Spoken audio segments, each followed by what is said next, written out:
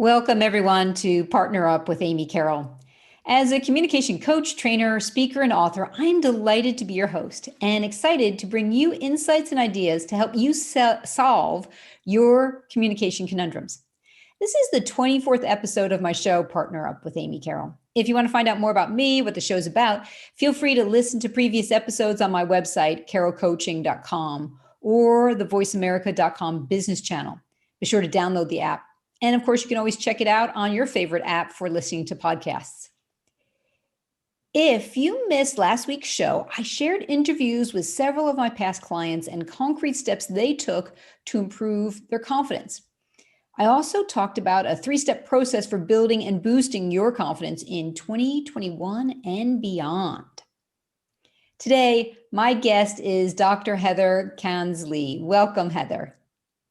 Thank you, Amy. Delighted to be here with you. Super. Now, Heather, I describe you as a mover and a shaker, and I want to give the listeners some of your background so they can see why that description is so appropriate. Thanks, Amy. Heather is an affiliate professor at IMD, which is a world-renowned business school in Lausanne, Switzerland. An experienced leadership development professional, Heather's work encompasses the design and delivery of executive learning, research into leadership and organizational development, and group facilitation and executive coaching. Heather's research focuses on the development of self-awareness and creating inclusive communication. And I just love that expression, inclusive communication. She's designed and run programs for senior executives and management teams at top European and US business schools as a group consultant, as an individual coach, and an adjunct faculty. She coaches leaders in multinationals and NGOs. Heather's work has encompassed research, design, and delivery of learning, along with the management and growth of strategic businesses. Her research and program designs have won awards for innovation and for impact. Heather initiated industry standards in management education. As a team and individual coach, Heather partners with senior executives to illuminate the assumptions by which people think and act. We're going to be getting into that today. Her 2017 PhD thesis on how leaders make meaning through metaphor won the Surrey University Researcher of the Year Award in 2017 and the prestigious Emerald EFMD Award for outstanding doctoral research in 2018 for leadership and organizational development. She's written and presented globally on leadership development, intercultural awareness, organizational learning, coaching, mental models, and women in leadership. Now, in her loads of free time, Heather volunteers as president of BPW, which is the Business Professional Women Lake Geneva in Switzerland.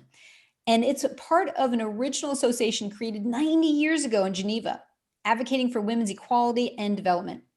Today, BPW has consultative status with the UN and has 30,000 members on all continents. As a dedicated mother and sports enthusiast, she also volunteers as an umpire in a local netball club for girls near her home. Now, Heather, I gotta ask you to explain precisely what netball is, because I'm not sure Americans are as familiar with this sport. How would you describe it? Sure, Amy. Netball is like the basketball without the bouncing. Basketball without the bouncing. Absolutely. Uh-huh. Basketball without the bouncing. So it's played in teams of 7 players. And the goal is to score as many nets or as many goals as possible. And each player has a set place on the court. So it's a fantastic sport particularly for young girls and women. It's one of the fastest growing team sports for women in the world. Wow.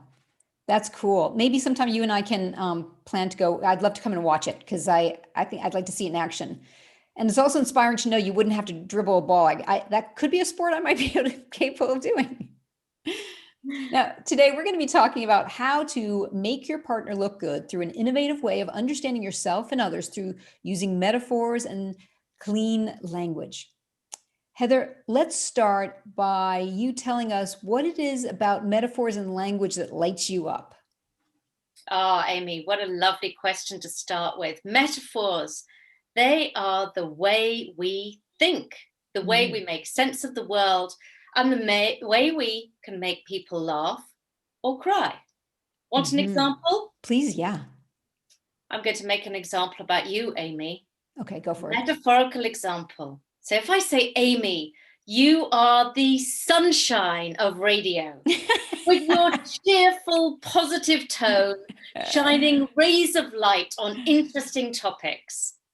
How do you feel? Like a rock star. Absolutely, as you should. And all of that is absolutely true. Oh, how that's convenient. Great. And what I said was sunshine. That's a metaphor. You're not really the sunshine. Your positive tone that shines rays of light, then those are all metaphors. You're not really that. Those are using examples from the concrete world to describe you in a more abstract way. Okay. But let me make you cry. That made you laugh. Let me give you the opposite. I'm ready. This will actually show you how the importance of choosing the metaphors is really vital. If I say, Amy, you're the dustbin of radio, holding all the scraps that people throw away.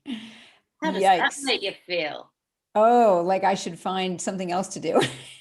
Yeah, pretty different, huh? So I know Amy is the sunshine of radio, and I'm really looking forward to this conversation with you to shine some light on metaphors and how we use them. Excellent.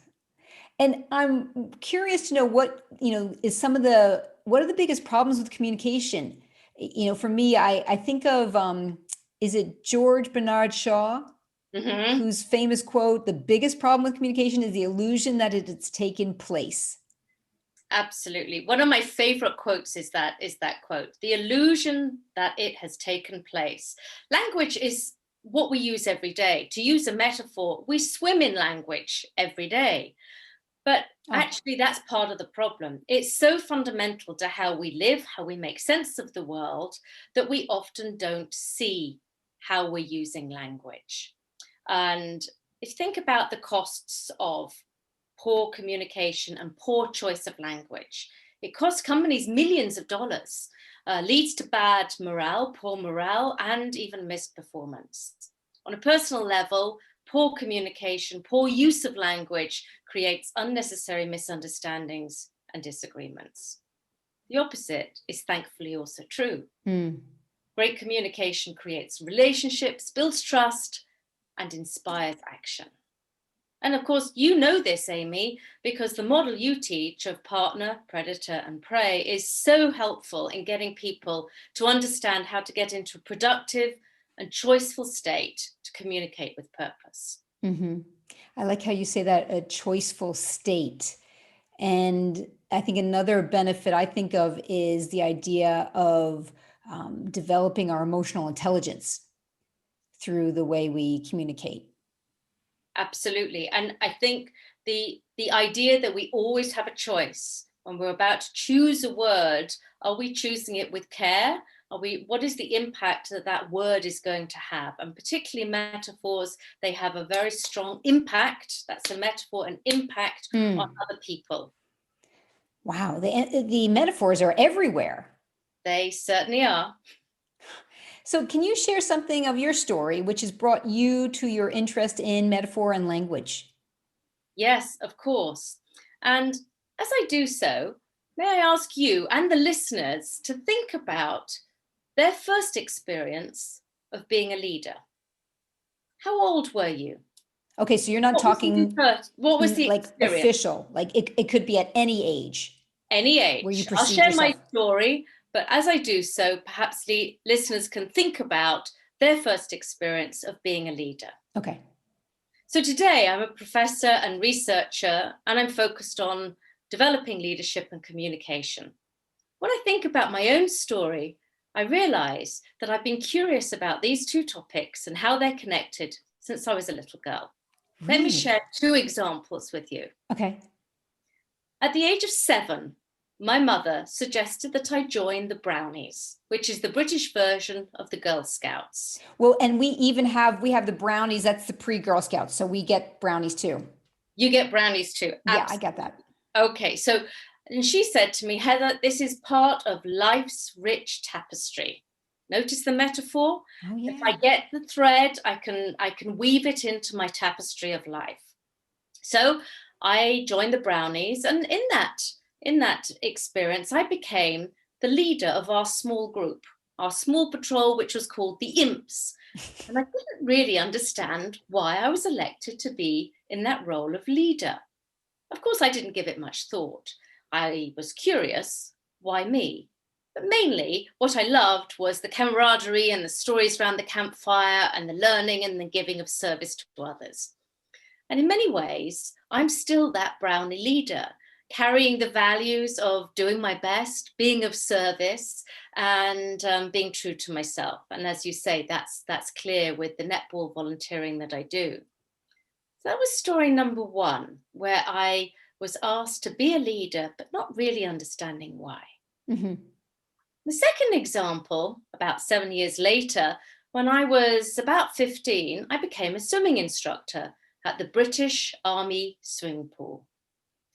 For 3 years, I taught children to swim, a fantastic job, which I adored, and it taught me the power of communication. I had to be crystal clear in my communication and my instructions, not only the words I used, but the tone, to encourage little children to stay afloat and learn to swim. Skills that potentially one day save their life. Right, right. Now, I credit both of these experiences entirely to my mother, Barbara Cairns. Mm-hmm. She was crystal clear that all her children had to learn to swim, as this might one day save our life. Of course, the fact that she loved the water and was a water baby, note the metaphor, was also important, but the message to us was learn to swim, it might save your life. Uh-huh. And if I go back to what she used to describe the Brownie, she said that's part of the rich tapestry of life. She set you up for success. She didn't say it's the drudgery of the earth, which, absolutely. Right? Yeah. Okay. I get it. And that idea of choice, you can choose which threads you put into your tapestry. And the idea that you are the creator of a tapestry is really important and empowering in that particular metaphor. And that's something that I would always credit to my mother, who is a seamstress, so she does love to sew. So funnily enough, she comes up with a metaphor, perhaps not even noticing that she used it, about life's rich tapestry. Mm-hmm. So I would just like to say, thanks, Mum, for not only the clarity of message about the metaphor, but also for actually opening the door for me to teach at the British Army, because she did one very important thing that I hope we can also talk about today, which she asked a question. And it's when we ask questions, we open the doors to the unknown and to new experiences. So I think that is a really, really important thing. Asking questions, and particularly inquiring around what the metaphors we use can give us an enormous amount of self-understanding and understanding of others. So let's go a little bit deeper, because you're right. I want to see if we have time today to get into the question part. And let's first spend some more time on the metaphor. How would you define a metaphor? A metaphor, well, very simply, it comes from the Greek metapherin, which means to carry over. And a metaphor is talking about one thing in terms of another. So the meaning is carried from something that we know and that's very familiar, often very concrete, to something that is unknown. Mm-hmm. Does that make sense? Yeah. And so in comparison to a simile, how are they slightly different? You're remembering English classes at school, aren't you? Where we all learned what are the differences between... I had a crush on the teacher, what can I say? Well, the metaphor really just removes the like. So if you remember, a simile says Amy is like sunshine. A metaphor forgets the like and says Amy is the sunshine. Mm-hmm. So to go back to that original metaphor that we were talking about. So in some ways it's more powerful, But in other ways, they're really talking about the same domain. Okay. And how do you have some examples of how people have used metaphor to better understand themselves? Yes, absolutely. So just give a couple of examples in a more generic sense. When we're learning something new, we often use the metaphor of food. So, for example, we chew over new suggestions. We digest new information. We'll swallow what people feed us. We can't wait to gobble up our latest episode on a Netflix that we're watching. So just think binge. about that. I binge my, yeah, there you go. There you go. You're getting into it. So the idea of learning or ideas, we relate it to food. And so that's an example of how we're constantly using something we know, something that's actually very much related to the body, to understand something that's more abstract, ideas or knowledge or learning. Is this why people get hungry when they study? I haven't thought about that, but that's a great question. And tell me more about the connection. So that's a great example. How widely are metaphors used, and why are they used so much? Yeah, that's a great question. Really, metaphors are the stuff of thought before they are a poetic device. So most of us would think of metaphors typically as something we learnt about at school, in poetry, and we might notice unusual metaphors. Yet actually, because they are the way that people think, our conceptual system, our thinking system is based on the use of metaphor. And so they aid understanding, they help us frame new issues, and they generate insight. And because they do all of those things, they influence not only the way that we think, but also the kind of action that we are going to take. And actually, they are used an enormous amount. Can you guess how many metaphors we might use in a minute? In a minute? 2 or 3? No, up to 6 metaphors a minute. Oh my gosh. I know, it's a lot, isn't it? That's extraordinary. Yeah. And of course, like I said earlier, they're sort of transparent to us. Right. We don't see them, and so we often don't notice how they can be powerful in terms of influencing action. So how can we notice them more if we're not used to paying attention to them? Well, would you like to try something? We could, sure. Perhaps I could read you a paragraph and you can see if you can spot the metaphor. Okay, great. Spot the metaphor. Is that a no. Spot the metaphor? I'm now getting paranoid. Is that a metaphor?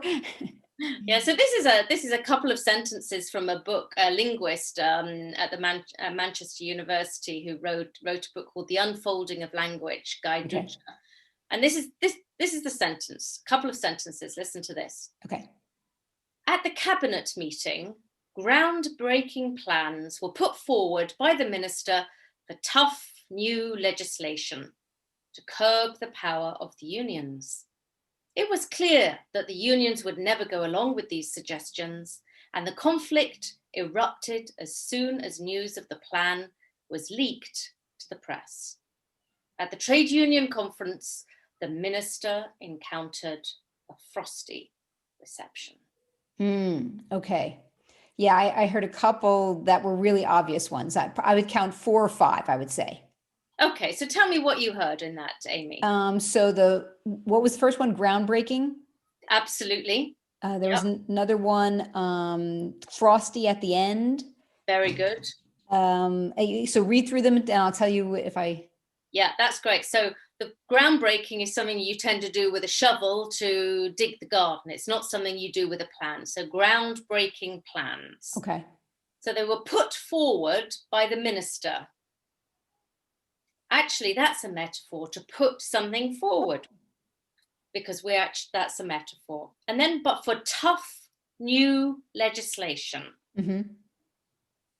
Tough is a metaphor. Think about that. Legislation isn't tough. Legislation isn't just legislation. But tough is something that's an attribute of meat or materials or fabrics or things like that. So it's not really a word that we would use to describe legislation, but because it's been used perhaps so often, we oversee that as a metaphor. Okay. What are some of the other ones? The curb the power of the unions. Okay. Yep. Yep. So curbing in England, we call the edge of the sidewalk is the curb. Same here. Yep. Yep. Same in the US. Okay. So that is not something that we use to prevent power. And then you can say the conflict erupted. Eruptions are what volcanoes do. And the plan was leaked to the press. Facts leak, but plans don't leak. Not really. Okay. So you see, in those short sentences, they are jam-packed with metaphors. Wow, that's wild. And I'm curious to know other examples through real life situations. What are examples of metaphors that can be problematic? Can be problematic. Well, metaphors can be problematic when, for example, they are very negative, as I suggested to you at the beginning when we talked about Amy is sunshine. That's not problematic. But Amy's radio show is a dustbin. That's problematic because it's putting things in a very negative light. That's something that we really don't wish to be paying attention to. Let me push back on this a minute. What if you needed to give me that feedback, that constructive feedback, that aside from the sunshine or not, there's an issue with, you want to give me constructive feedback. How would you go about that to still achieve, honest communication, perhaps without necessarily such a negative impact on the person? Right. I think when to do that, I would try to avoid the use of a metaphor that has such a negative connotation. So dustbin has quite a negative connotation. Got it. Would you agree with that? Absolutely, yeah. Right. If I said, I think it could be your show could be more pointed, or it could be there could be more of a red thread metaphor, that would be different from saying dustbin. So I think we often don't realize the power of the emotional reactions that we have with these particular metaphors. So it's not to say you should avoid a metaphor when you're giving negative or constructive feedback. Just pay attention to the potential impact it has on the person hearing it, and perhaps either find a different metaphor that's more constructive and more useful, like the red thread, or it might be a moment where you don't use a metaphor, depending on. Absolutely. And the reason we don't really notice many of the metaphors is that they become so recycled, and we become immune. We become immune to their use. And what about metaphors? I think a couple weeks ago when we talked, you mentioned something about when the newspapers are describing crime or activities like that. Yeah, that's a great point, Amy.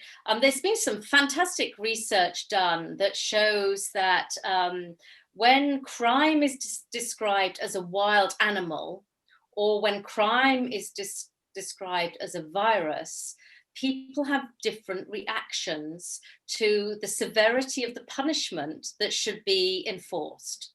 So when crime is described as a wild animal, people tend to be more lenient more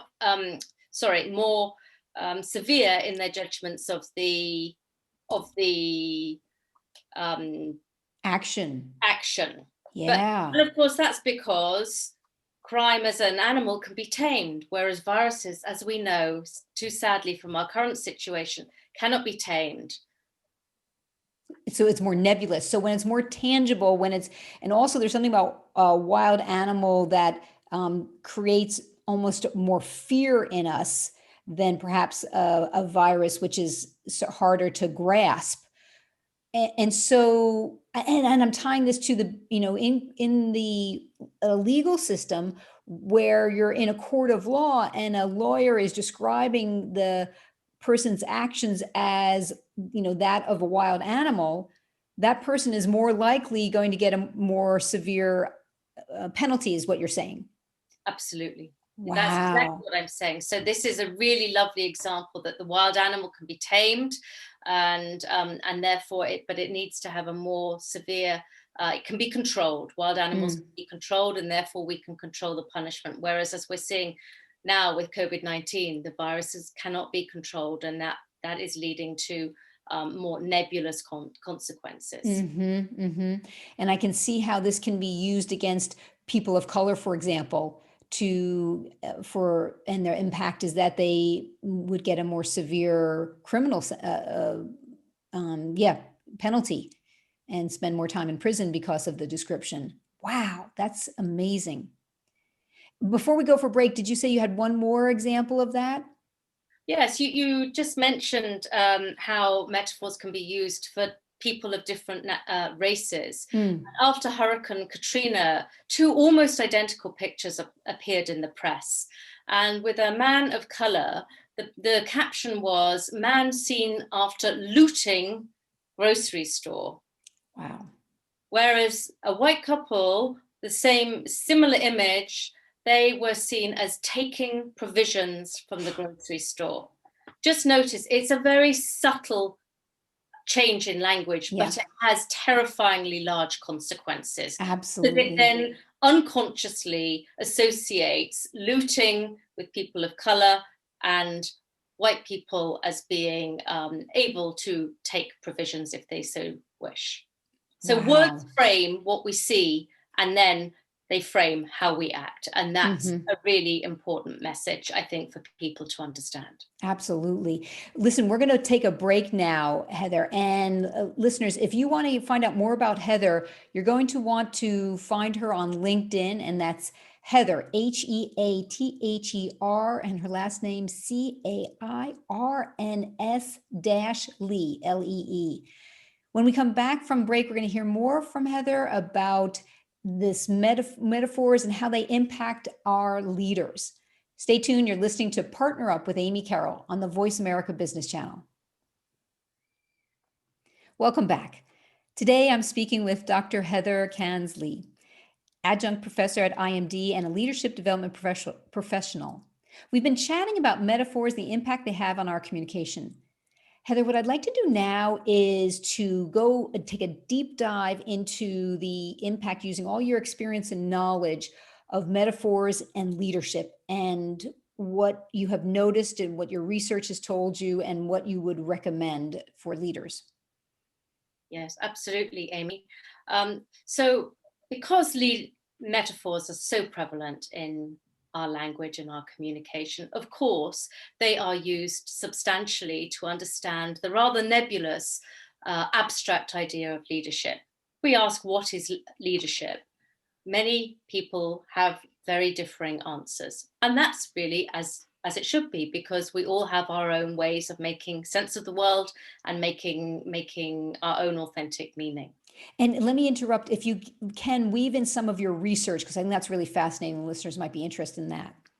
Absolutely. So my PhD research, I became really curious about it to understand how people make sense of themselves, how leaders in particular make sense of themselves through attention to their own metaphors. Because often, as we saw before the break, metaphors are used all the time, and often we are putting metaphors on other people. But what is fascinating is if people actually, leaders, listen to their own metaphors, what sense can they make of that? And so several findings were fascinating. Number one is that much of the literature around leadership uses the very old established metaphor of leadership as the military. Think about that. Sure. Military and warfare is something that people kind of been doing for a very long time. Right. So when we use the metaphor of the military, what does that do? Has a couple of implications. Number one it tends to suggest that we are paying attention to a combative interaction. Another implication is that metaphor of the military tends to cut out women. Right.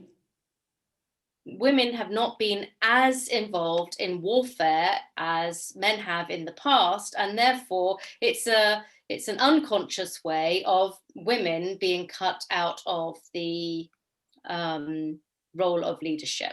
Yeah, absolutely. And it's interesting. I don't know where this fits in. I guess this is a metaphor that I often hear leaders say, we have a take no prisoners attitude. And that's always been horrifying for me to hear that, because I'm guessing that, as you said earlier with the example, that then, it impacts our thinking, then impacts our actions. So people might act unethically or more competitively than necessary, or take more extreme measures that could cause all sorts of problems.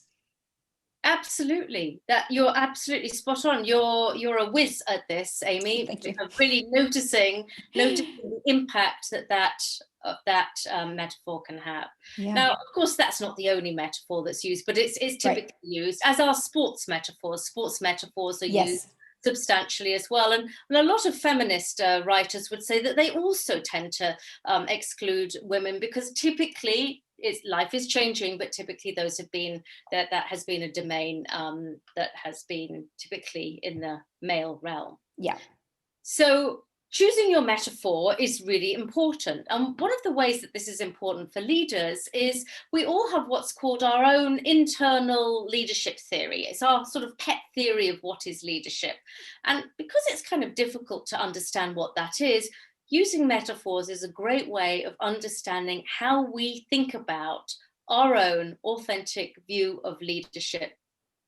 Does that make sense? Yeah. So in your research, what have been some of the metaphors that these leaders have identified? Yeah, fascinating and very different metaphors. So some people have talked about being a chess player, for example. They are focusing on playing a game and understanding the tactics, the moves, the different pieces, and how to play the game. So metaphor of chess as a way of embodying their own leadership. Other leaders have actually used the metaphor of energy to describe their leadership. So they talk about the fact that they are using energy, that they get filled up with energy, and that they pass that on to their people. Now, of course, that in a positive way, that sounds very, very helpful if I pass on my positive energy to you. But of course, if we have a day when we're down in the dumps and our energy is low, then people with that kind of metaphor need to be much more attentive to not passing on that bad mood. Mm-hmm. Mm-hmm. So you help people first identify what their metaphor is for leadership. What is maybe the benefits? What might be the cost of having that kind of metaphor? And then what? And then what? Well, that was the second question I asked in my PhD, not only to understand what these metaphors are, but to say, what does it make any difference knowing this? And yes, it does make a difference knowing this, because what the leaders in my PhD research said was that actually this gave them a sense of confidence and affirmation in themselves when they were taking up the leadership role. Mm-hmm. And if you think about it, it makes sense. Today, so much leadership development occurs through 360-degree feedback. That's great when you want to have an understanding of yourself and how you're perceived by other people. It's super for understanding self-other comparisons. Mm-hmm. What it's not so great at doing is understanding what you think yourself in terms of how you take up the role of being a leader. And so it gives them a sense of internal confirmation about how they take up that role.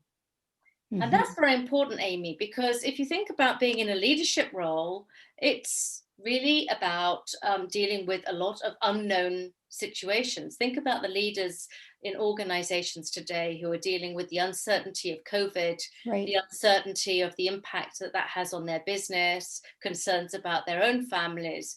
Having a sense of confidence in themselves is a really important aspect to being able to do a good job, rather than constantly be looking for approval from other people. Mm-hmm. So having that's the self-knowledge, self-awareness, greater emotional intelligence when we know ourselves more, how that impacts others.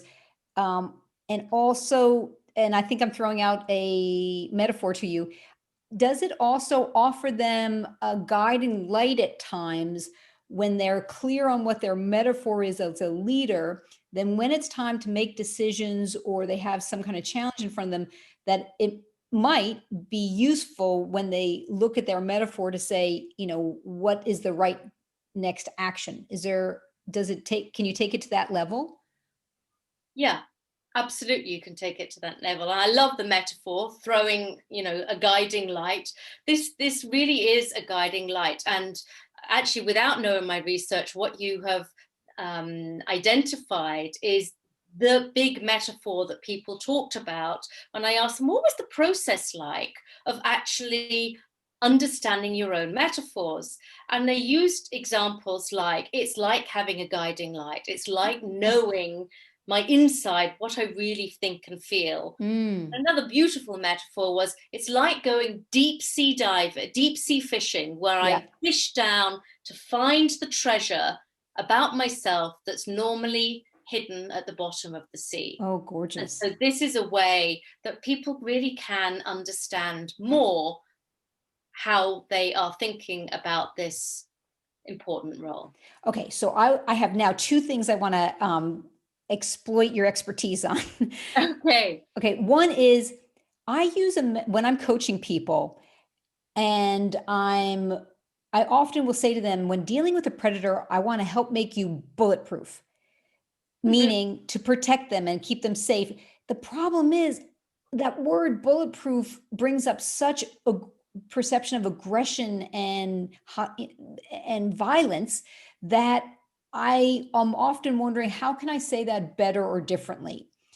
So knowing that, I'm curious to know if you have a metaphor that could work as well as that one, that has less violent. Yeah, well, fantastic observation. And this is one of the things I would love people listening to your show, Amy, to be able to do, is to be able to notice a metaphor like that, bulletproof. Okay. It comes from a place of wanting to protect people, right? Keep them safe. That's fantastic. The dilemma comes when the association we have with bulletproof is what? It's violence. Combat. It's violence.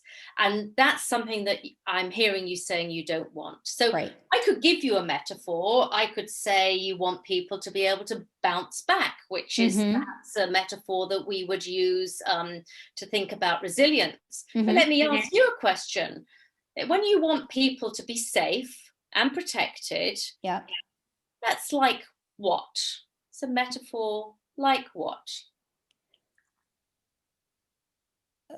That they ease comes to me like water off a duck's back. Yeah. And water off a duck's back. Well, that's a very different metaphor, isn't it? And water off a duck's back is based on ease and about not resisting. Even making the hand movement as I'm speaking about the water flowing off the duck's back. It's like not resisting. And not needing to resist because they're safe and protected, and they've got, this skin that's going to naturally cause the water to dissipate. And so they're safe. That's it goes back to that. Yeah. That's fantastic. I also like your bounce back one because I'm a big fan of being light and gentle and playful and bounce back. And that also could work for people as a sports metaphor. So both of those work really well for me. Absolutely. And I can understand with your background in improv, bounce back might have some resonance. It's also a metaphor, a musical metaphor, because bouncing back is really important when you're feeling a little bit shaken. But you see, what's important is I can offer you a metaphor, as I did. And what I think is even more empowering and powerful is to say, and when you want somebody to be safe and protected, that's like what? That's a fantastic question for asking you to think of a metaphor for yourself. Yes. So that's something that listeners can actually start to think about themselves if they want to come up with a metaphor to replace something that they have noticed is not as effective as it could be. Okay, and repeat the question one more time you would ask, and that... So I would repeat the words that you said are important. So you said to be safe and protected. And when you want to be safe and protected, that's like what? Okay, and so you're pulling in, or metaphor, Yeah. pulling a metaphor out of the other person. Yeah. And so it's coming truly from them. Exactly. Or inviting it, saying, Inviting, if you were to think of it in slightly different terms, like what is really a bit going back to the metaphor and simile of saying, give me something that that describes ease and protected. And that helps your brain to think, oh, okay, what do I know that I can think of that fits that bill? And so you come up with your own metaphor. So now I mentioned there was two things. The other thing that popped into my mind as you were talking about metaphors and how that impacts, it can inspire and drive leaders to be able to take right action or to know what's next. My next question now is what's coming up for me is the idea of my life metaphor. Okay, so I'll share with you, and then maybe we can explore this. You can ask me some questions. So a couple of years ago, I was visiting friends, and we were having a conversation about what our themes are in life. And my friend's husband, it was something kind of morbid, like, life is like a cliff, you climb up to it, you slide off it, and then you die. Or it was, oh goodness. yeah. It wasn't something I remember precisely, though I remember it being sort of a bit morbid. And so then we were talking about what mine was. And what I came up with, Heather, was life is an adventure. Fantastic. Yeah. So with that, if that is my metaphor, what would I do with that? Well, would you like to find out a bit more about that life is an adventure? Yes. Metaphor? Because what we could do is I could ask you just a couple of questions to see what kind of adventure is that adventure when life is an adventure. It is fun and exciting and playful, and there's discovery, and there's movement and action. Yeah. Wow. And it's fun and exciting and action. Wow. And when it's exciting, what kind of exciting is that? There's learning, there's playfulness, there's surprise, there's gifts.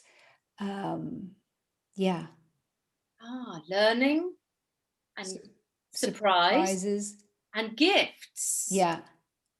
And gifts.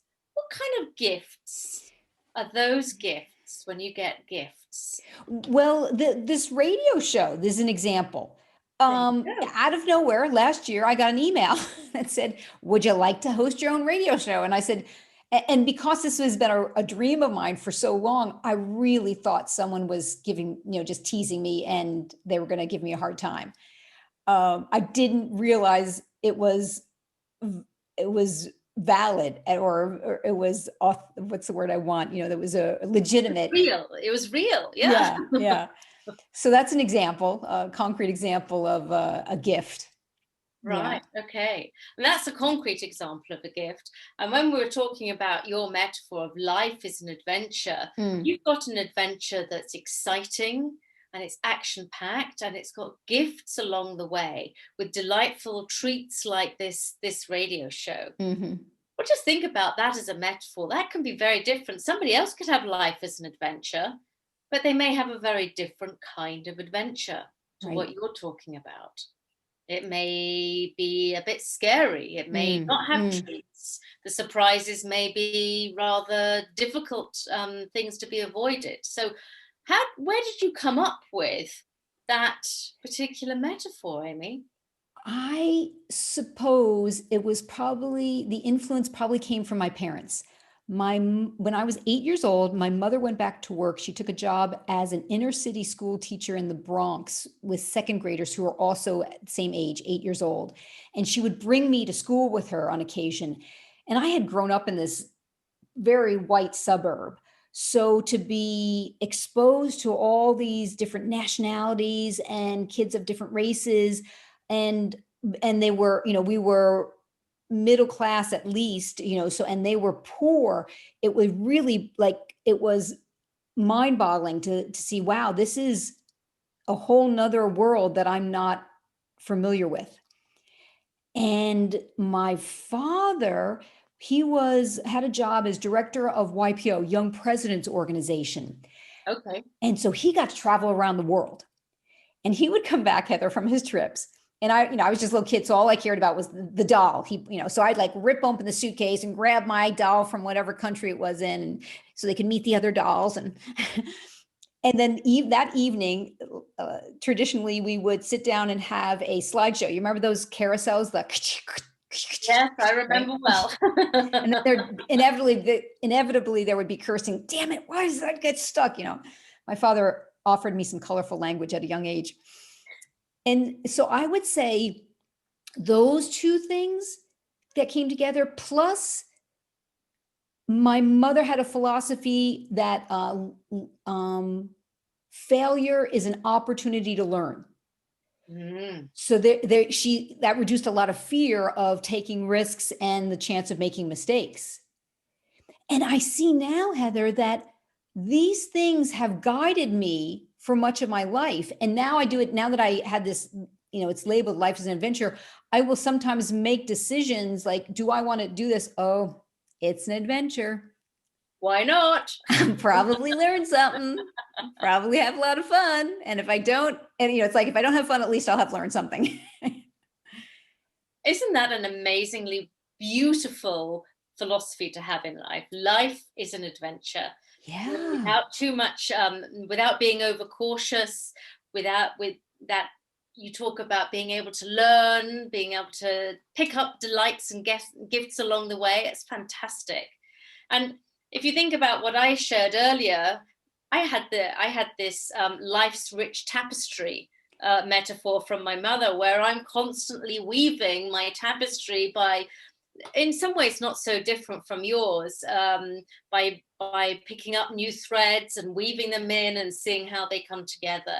Yeah. So it's really helpful to be able to think about how people are making sense of their lives, their leadership, all sorts of things, through exploring a bit further the metaphors that they use for these somewhat important but nebulous subjects like life or leadership or learning. Yeah. Now, I know that we had big plans in this conversation, Heather, and we really thought we were going to be able to talk all about this other fascinating concept of clean language. Correct. And time is not our friend today. We are out of time. So would you be happy to come back and join me again for another conversation so we can talk about clean language? Amy, I would love to do that. Okay, good. Later in the year would be fantastic. I am currently editing a book on clean language interviewing, which is relatively new field about asking questions with as few assumptions as possible so that people find out more about their metaphors, what they think, etc. So I would be absolutely delighted to come back and talk about that as your schedule provides. Okay, great. Let's do that because I think that's going to be fascinating for people. And with this, my next question for you before I let you go is, what is one tip, one trick, one suggestion for listeners based on everything we've been talking about today? Can I be greedy and have two? Go for it. Okay. So my big request would be people start spotting your metaphors and those of other people, just like Amy and I did today. When you're reading the news, listening to the news, watching a film, talking with your partner or your friends, just start paying attention to the metaphors and getting curious about them. And then the second thing would be, if you're curious about somebody's metaphor, you can ask, in a curious frame and tone, of course, that's like what? Because that'll help people to discover more about their inner metaphors. Beautiful. And that is also an example of clean language, clean questions, right? Cool. Yep, absolutely. Okay, very good. And I would add to that to see if you can identify your metaphor for life. That might be cool for people. Yeah, that would be cool and really, really fascinating. You know, if people are able to do that, Amy, I would love to hear from them. So maybe they can write to you or me with their metaphors for life. That would be fabulous. Okay, so that is my next call for action to listeners. Listeners, send me the metaphors you come up with. Also send me your communication conundrums, clashes, challenges, mishaps, blunders, and successes. And you can do that either via my email, amy@carrollcoaching.com, or social media. And I'll be reading them and discussing them on future shows. And maybe when Heather comes back, we'll talk about some of them. You can connect with Heather on LinkedIn. For more information, just search her on Heather Cairns Lee, and that's HeatherCairns-Lee,